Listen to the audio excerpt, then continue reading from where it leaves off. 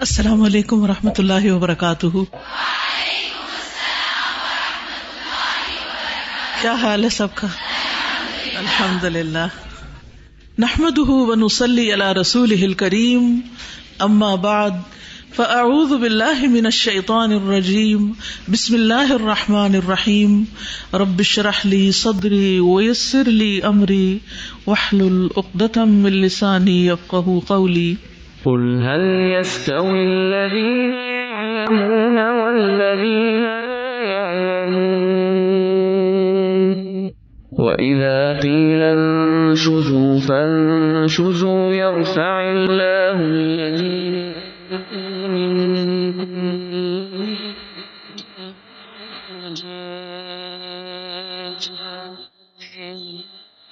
کتاب الاشربہ حدیث نمبر 490.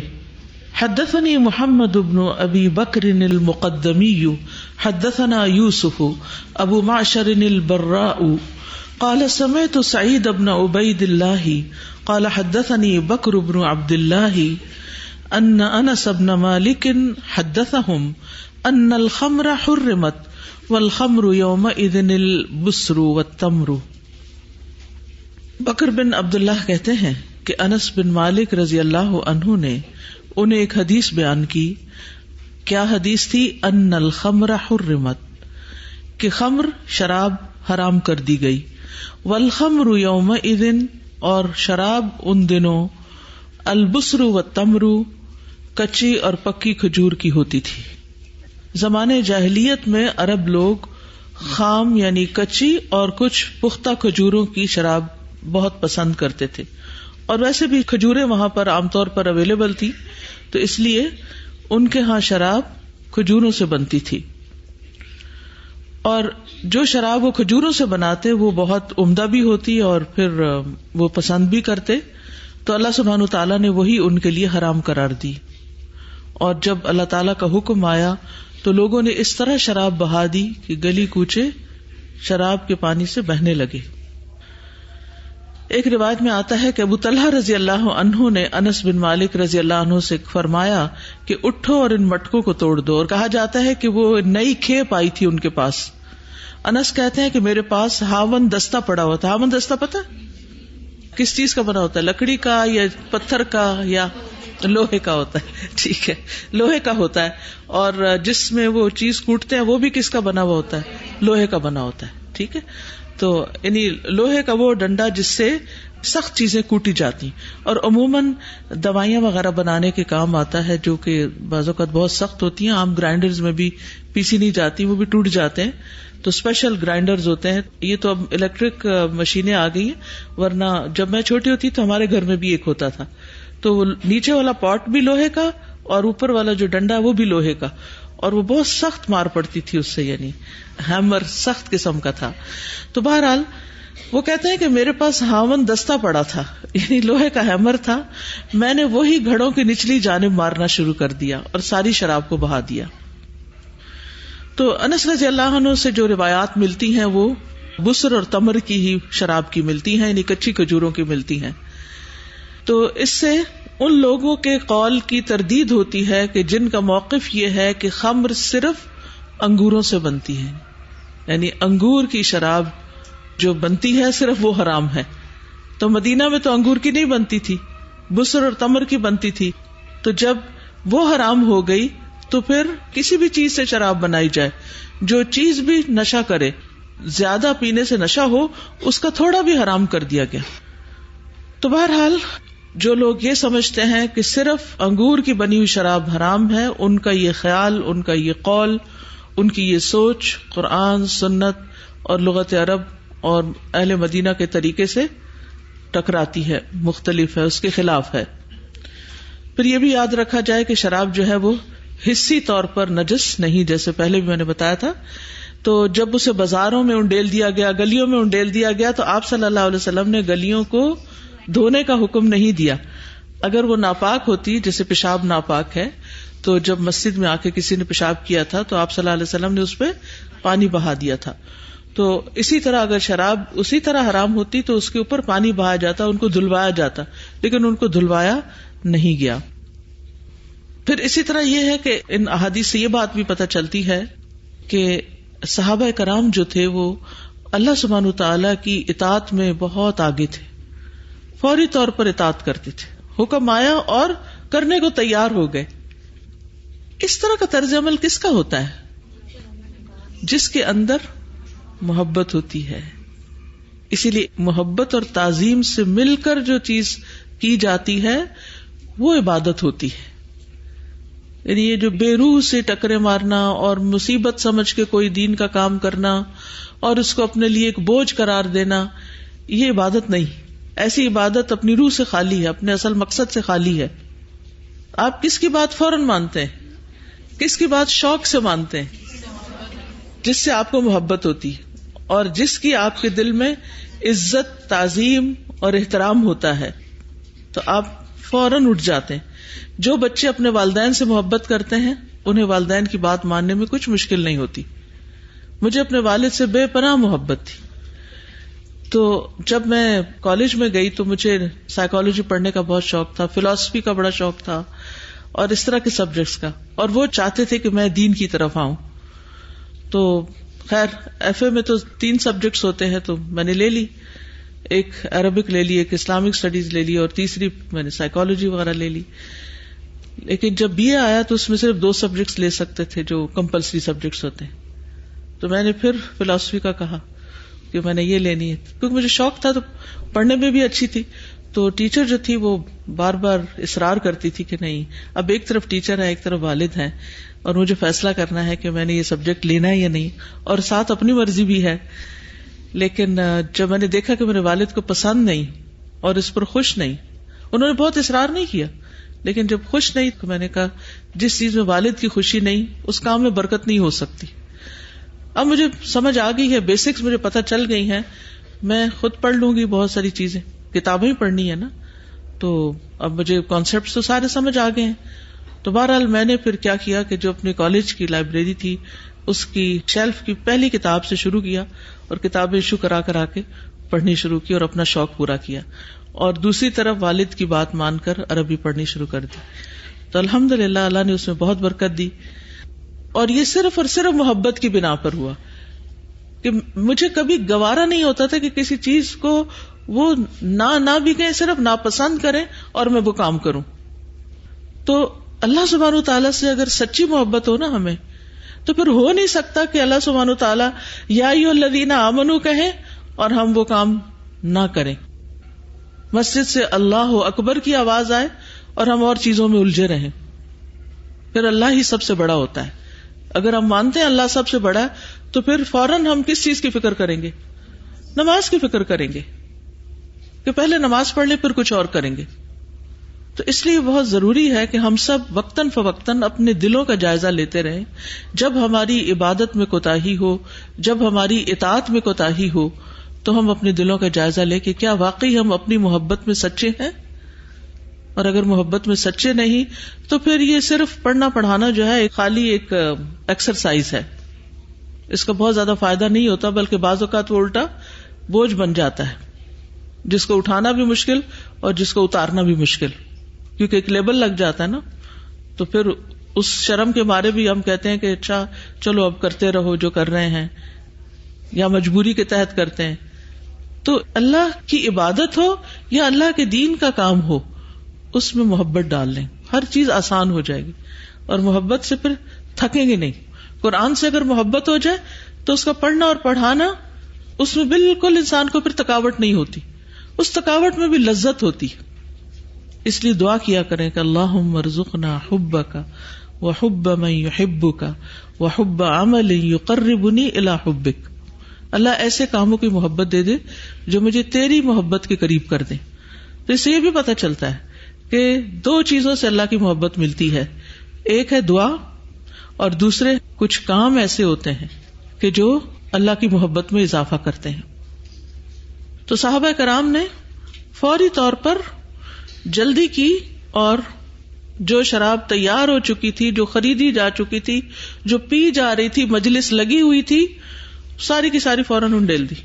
ایک گھونٹ اگر پیا اور دوسرا نہیں پیا تو یہ نہیں کہا اچھا میں ذرا گلاس ختم کر لوں، وہیں پھینک دی. اگلا باب ہے باب الخمر من العسل وهو البتع. وقال معن سألت مالك بن انس عن الفقاع فقال اذا لم يسكر فلا بأس. وقال ابن الدراوردی سألنا عنه فقالوا لا يسكر لا بأس به. باب الخمر شراب من العسل شہد سے. شہد کی بھی شراب بنتی ہے.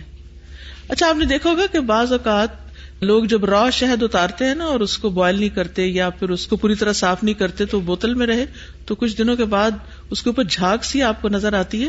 اگر اس میں کچھ ملاوٹ بھی ہو, شاید پانی وانی کی ہوتی ہے, کس چیز کی, اور اگر آپ اس کو کھولے اس میں اسمیل ہوتی ہے, اور اگر اسے پیے تو کٹاس سی ہوتی ہے, یعنی میٹھا کم ہوتا ہے.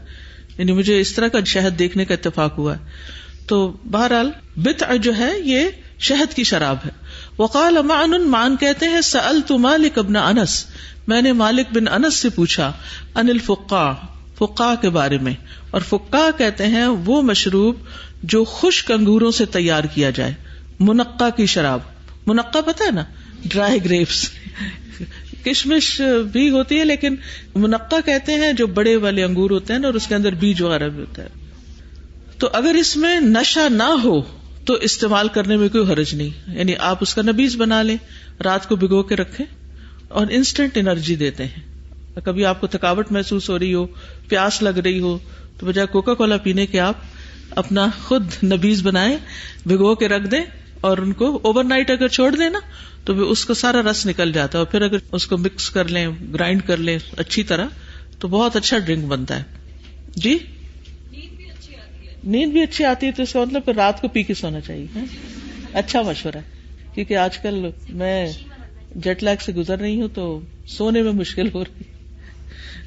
اللہ نے کتنی فائدے کی چیزیں تیار کر رکھی ہے نا ہم سب کے لیے, اور خاص طور پر انگوروں کا تو ذکر قرآن میں بھی آتا ہے نا.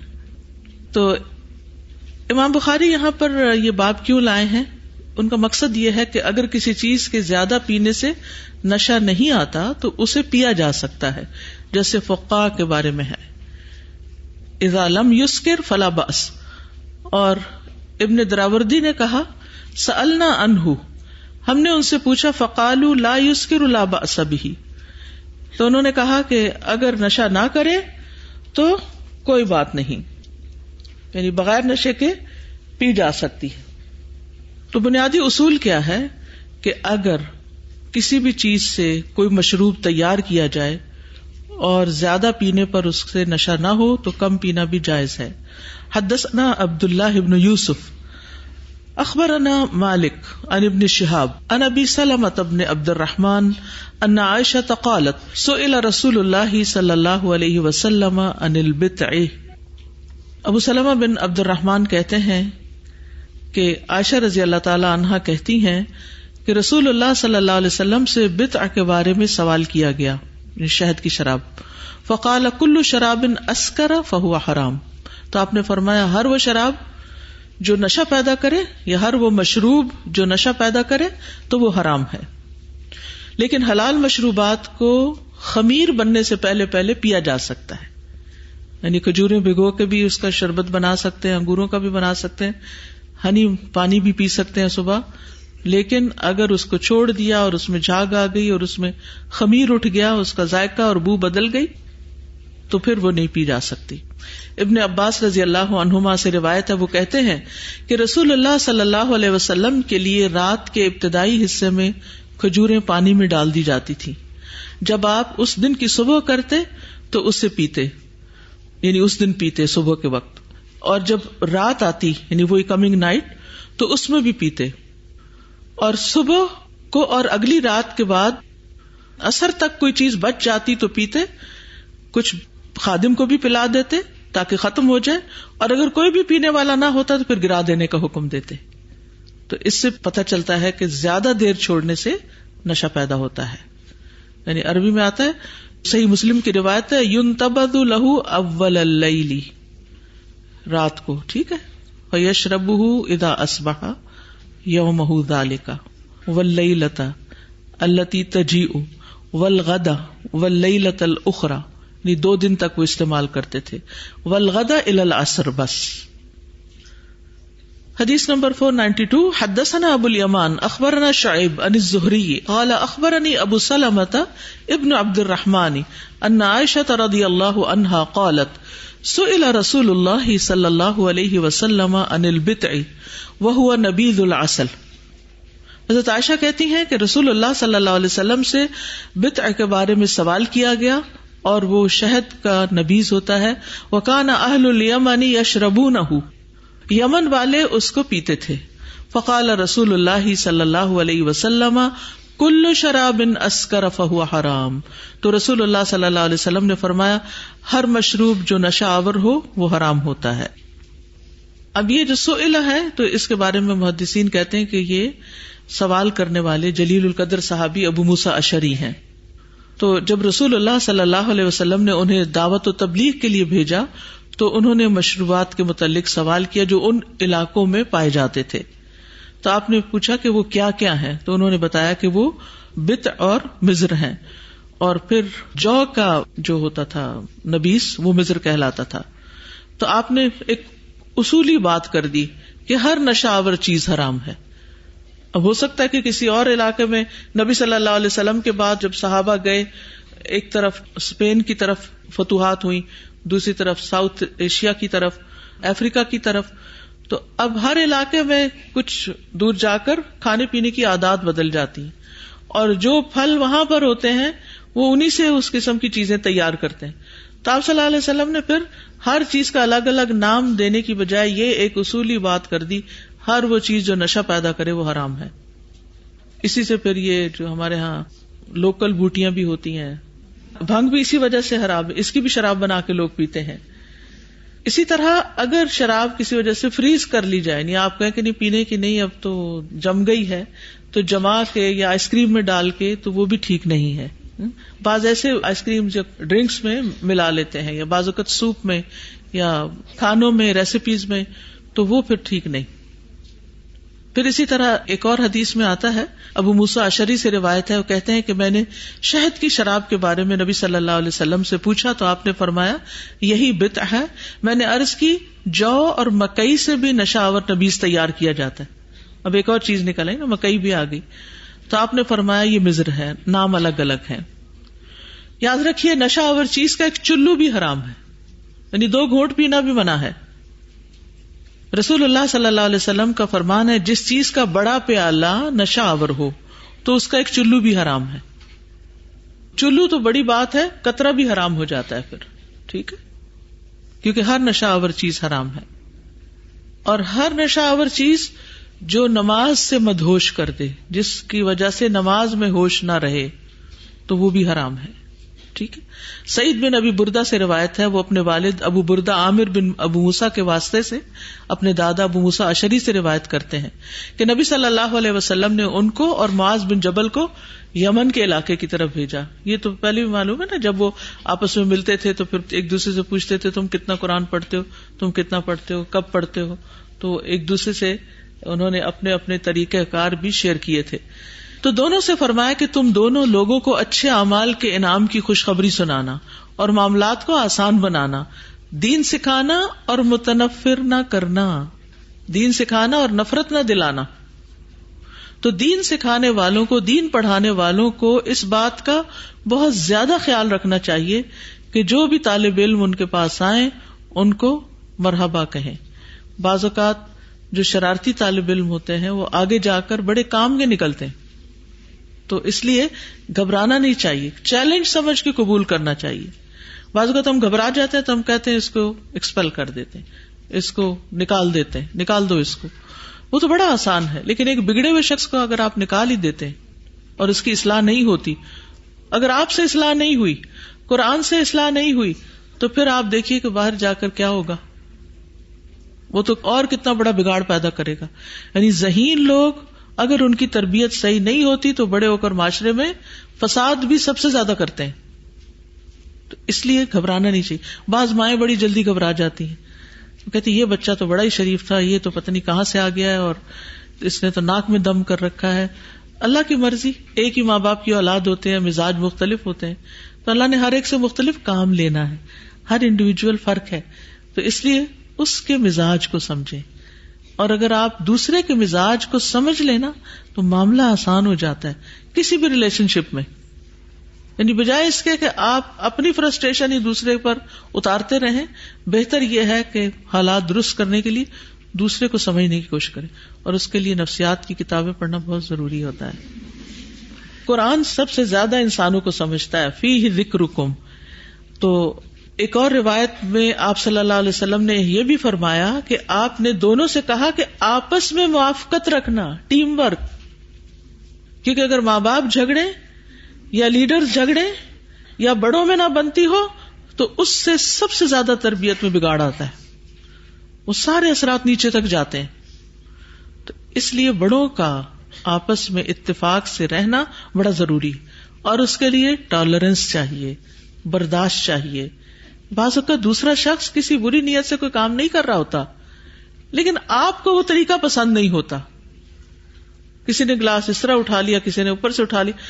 اب آپ دیکھ رہے ہیں آپ کو سخت کوفت ہو رہی ہے کہ اس نے پینے والی جگہ پہ ہاتھ رکھ دیا، آپ اسی میں کھول اٹھتے ہیں اور برداشت نہیں کر پاتے تو بول دیتے ہیں کہ یہ تم کیا کر رہے ہو. اور بعض اوقات بولنے میں بھی بہت شدت اختیار کرتے ہیں، حالانکہ وہ اتنا بڑا گناہ نہیں. کیا کرنا چاہیے؟ اس کو ایسے کر کے روک کے یا پیار سے بلا کے دیکھا ایسے پکڑو. اسی سے پوچھیں کیا فرق ہے ایسے پکڑنے میں اور اوپر سے پکڑنے میں؟ یہاں سے پکڑنا کیوں اچھا ہے، یہاں سے پکڑنا کیوں نہیں اچھا؟ بچے کی تربیت ہو جائے گی، اور بچے کیا بڑوں کی بھی تربیت ہو جائے گی، بات ختم ہو جائے گی، جھگڑا بڑھے گا ہی نہیں، شیطان کو موقع ہی نہیں ملے گا.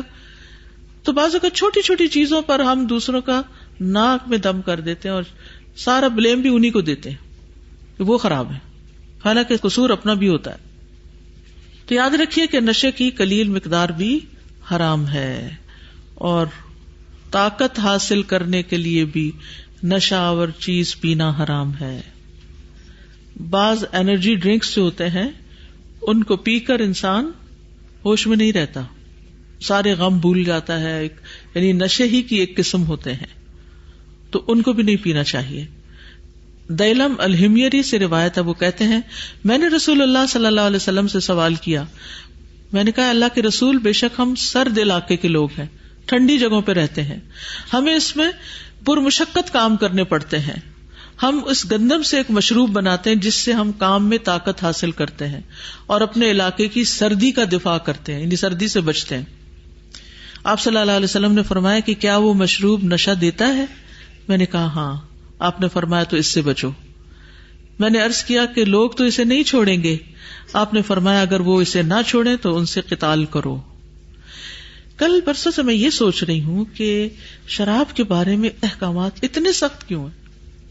یعنی ایمان نہیں رہتا، جنت میں داخلہ حرام، اور طینت الخبال کا تو جب مجھے تصور بھی آتا ہے تو روح کانپ اٹھتی ہے.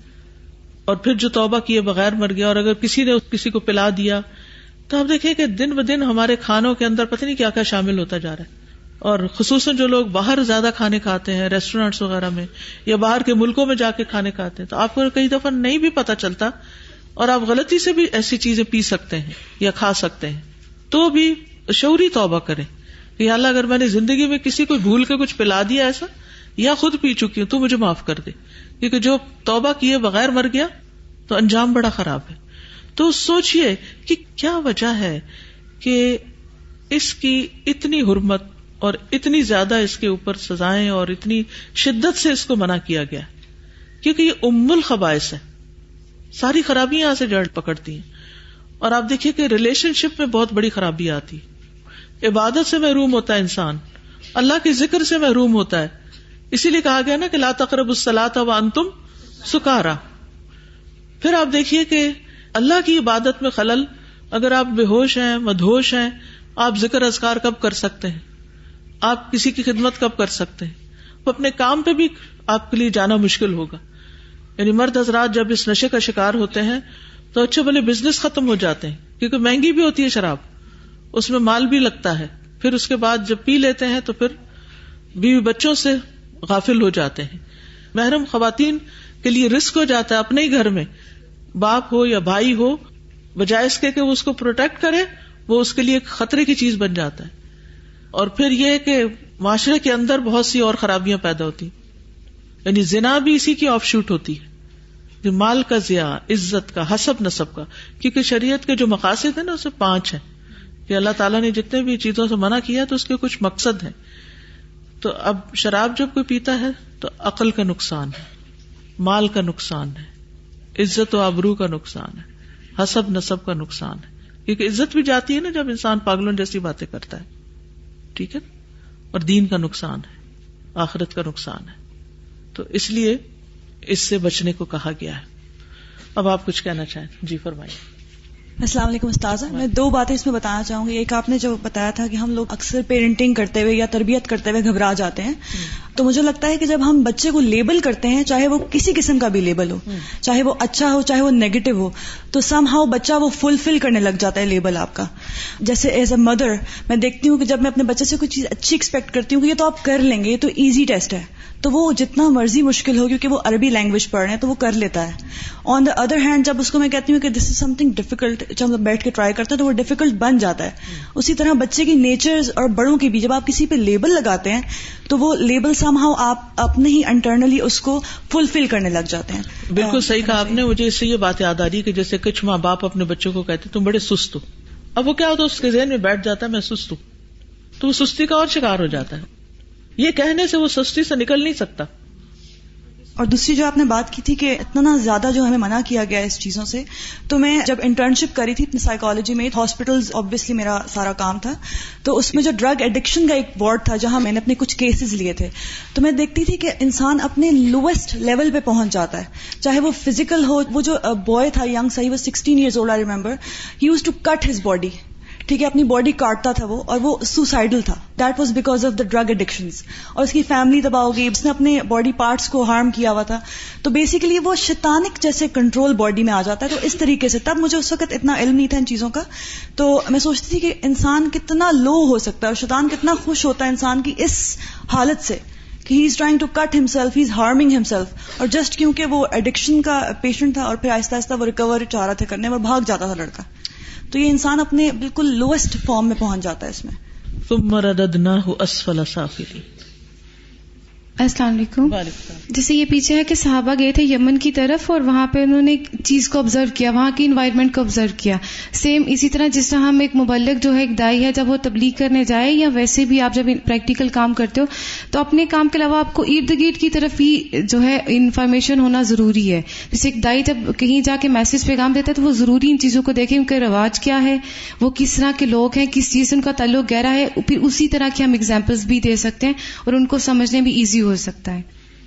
السلام علیکم ورحمۃ اللہ وبرکاتہ. یہاں پر جو صحابہ اکرام سوال کرتے تھے کہ فلاں چیز حرام ہے حلال ہے، تو مجھے لگ رہا تھا جیسے ہم لوگ بھی آج کل ایسے سوال کرتے ہیں، لیکن ان سوالوں میں اور ہم میں فرق کیا ہے؟ وہ سوال کرتے تھے اور جواب ملنے پر سمینا واطعنا کرتے تھے کہ جو منع ہے بس اس سے منع ہو جاتے تھے. اور ہم کیا کرتے ہیں؟ مرضی کا جواب نہ ملنے پر ہم دوسری جگہ فتویٰ مانگنے چلے جاتے ہیں. تو سوالوں میں ہمارا فرق یہ ہے کیونکہ ان کے اندر ایمان تھا اور ہم ذرا سوال برائے سوال عمل کرنے کے لیے پوچھتے تھے اور ہم عمل نہ کرنے کے لیے چور راستے اس میں ڈھونڈتے ہیں کہ کیا چیز حلال نکل سکتی ہے. اس میں کھانے پینے میں احتیاط کے بارے میں میرے ذہن میں آ رہا تھا. وحید الدین خان نے اپنے ایک سفر نامے میں لکھا ہے کہ بائی ایئر ٹریول کرتے ہوئے ایئر ہوسٹس نے ان سے پوچھا کہ آپ کیا لیں گے، تو وہ کہتے ہیں کہ میں نے نظر دوڑائی، باقی تو سب مجھے مشکوک لگا، ایک بوائلڈ رائس مجھے نظر آیا تو میں نے اشارہ کیا. تو انہوں نے کہا کہ you look vegetarian and they're ham rice, یعنی کہ وہ دیکھنے میں بوائلڈ تھے but even they were ham rice. تو پورک نظر نہ بھی آ رہا ہو، we need to be very careful about it. بالکل. جی آپ فرمائیے. السلام علیکم استاذہ. استاذہ یہ جو ہمارے کف سیرپس ہوتے ہیں ان میں بھی تھوڑا سا نشہ ہوتا ہے، مطلب جس سے نیند آنے لگتی ہے، تو کیا یہ بھی حرام؟ اوائڈ کرنا چاہیے. کف کے اتنے دیسی نسخے ہیں، 1 چمچ زیتون کا تیل پی لیں کف رک جائے گی. کچھ لوگوں کی کئی مہینوں کی کھانسی تھی جو ٹھیک نہیں ہو رہی تھی، تو میں نے ان کو یہ مشورہ دیا کہ زیتون کے تیل کا چمچہ پیئیں اور ہر روز صبح پی لیں. کچھ دن ہی پینے سے بالکل کلیئر ہو گیا سب کچھ اللہ کے فضل سے، کیونکہ زیتون بھی برکت والا درخت ہے. السلام علیکم. وعلیکم. استاذہ میں یہ کہنا چاہوں گی کہ ہماری کامیابی میں یا ہماری ناکامی میں ہمارے ٹیچرز اور ہماری مدرس کا ایک اہم رول ہوتا ہے. تو ہم سب بھی ظاہری بات ہے انشاءاللہ ٹیچرز کے اس اسٹینڈ پہ آئیں گے تو ہمیں یہ بات ہمیشہ یاد رکھنی چاہیے کہ کوئی بھی اسٹوڈنٹ یا کوئی بھی شخص جو ہے وہ ہماری وجہ سے خیر سے محروم نہ ہو. ایون ہمیں یہ کوشش کرنی چاہیے کہ کوئی خیر جو ہے وہ اس کو ہماری وجہ سے اگر مل سکتی ہے تو مل جائے، کیونکہ اس کا جو فائدہ ہے وہ مطلب ہوتا ہے رہتی دنیا تک، جب بھی اور اگر کوئی ہم سے سیکھے گا تو وہ بھی اجر ان کو دیا جائے گا. تو میں سب سے یہ ریکویسٹ کروں گی کہ ہمیں یہ کوشش کرنی چاہیے کہ دوسروں کو جو ہے وہ ہم سے خیر ہی پہنچے. وعن الزہری قال حدثني انس بن مالک ان رسول اللہ صلی اللہ علیہ وسلم قال لا تنتبذوا في الدباء ولا في المزفة وكان ابو ہریرہ يلحق معها الحنتم والنقیرہ. اس حدیث میں شراب کے برتنوں کے بارے میں بات ہوئی ہے. انس بن مالک رضی اللہ عنہ کہتے ہیں کہ رسول اللہ صلی اللہ علیہ وسلم نے فرمایا نبیذ نہ بناؤ فی الدباء کدو کے برتن میں. جیسے پمکن ہوتا ہے نا تو اس کو جب وہ نکال لیا جاتا ہے اس کے اندر سے تو وہ ایک بول سا بن جاتا ہے. ولا فی المزفتی اور نہ تارکول کے برتن میں، یعنی تارکول سے جو پینٹ کیا ہوا. وکان ابو ہریرہ یلحق معها الحنتم والنقیرہ، اور ابو ہریرہ جو تھے ان کے ساتھ اضافہ کیا کرتے تھے الحنتم والنقیرہ، ہنتم اور نقیر کا. ہنتم روغنی مرتبان کو کہتے ہیں اور نقیر جو ہے کھجور کے تنے کو کھود کر جو برتن بنایا جاتا ہے اس میں شراب تیار کی جاتی ہے. تو یہاں پر لا تنتبذوا کا لفظ استعمال ہوا ہے حدیث میں. انتباز جو ہے، انتباز ہوتا ہے کہ منقع یا کھجوریں پانی میں رکھی جائیں اور ان کو 1 یا 2 یا 3 دن اسی برتن میں چھوڑ دیا جائے حتیٰ کہ یہ پانی اس چیز کی پوری مٹھاس حاصل کر لے اور پانی صاف بھی ہو جائے. تو جو قدورتیں اور میل کچیل ہوتی ہے یا کوئی ایسی چیزیں ہوتی ہیں وہ ساری نیچے بیٹھ جاتی ہیں اور پانی میٹھا ہو جاتا ہے، اور اس طرح انسان اس پانی کو پی لیتا ہے. وہ میٹھا بھی ہوتا ہے اور اس کی قدورتیں بھی نیچے بیٹھی بھی ہوتی ہیں. اب کدو اور تارکول کے برتن میں کیوں منع کیا گیا کہ نبیذ نہ بنائی جائے؟ کیونکہ کدو کا بنا ہوا جو برتن ہوتا ہے تو کدو کے اوپر ایک چھلکا ہوتا ہے، خاص طور پر نجدی کدو جو ہے جب وہ بڑا ہو جاتا ہے تو پک جاتا ہے تو اس کا چھلکا بہت مضبوط ہو جاتا ہے، اور جب وہ اندر سے پک جاتا ہے یعنی کدو اندر سے پک جاتا ہے تو اس کا گودا نکال لیتے ہیں اس میں سے، تو وہ خالی سخت چھلکے کا برتن بن جاتا ہے. ٹھیک ہے، اور وہ برتن جو ہے وہ گرم ہوتا ہے. جب اس میں نبیذ بنائی جاتی ہے تو بہت جلد شراب میں بدل جاتی ہے. یعنی آپ سوچ رہے ہوں گے کہ کدو تو حلال ہے، اس میں کیا مسئلہ ہے. خصوصاً جہاں پر بہت یعنی ڈیزرٹ ہے، سخت گرمی ہے، تو وہاں پر جب اس میں شراب بناتے تھے تو باقی برتنوں کی نسبت اس میں جلدی وہ پک جاتی تھی. اسی طرح جس برتن میں تارکول لگا ہوا، یعنی برتن کو صاف کرنے کے لیے بعض اوقات اندر کی طرف سے تارکول سے رنگ کیا جاتا ہے، اور تارکول بھی گرم ہوتی ہے اور اس میں بھی شراب جلدی بنتی ہے. پھر اسی طرح کھجور کے تنے اور روغن کیے ہوئے برتن کی ممانعت ہے، تو ان کی بھی وجوہات یہی ہیں.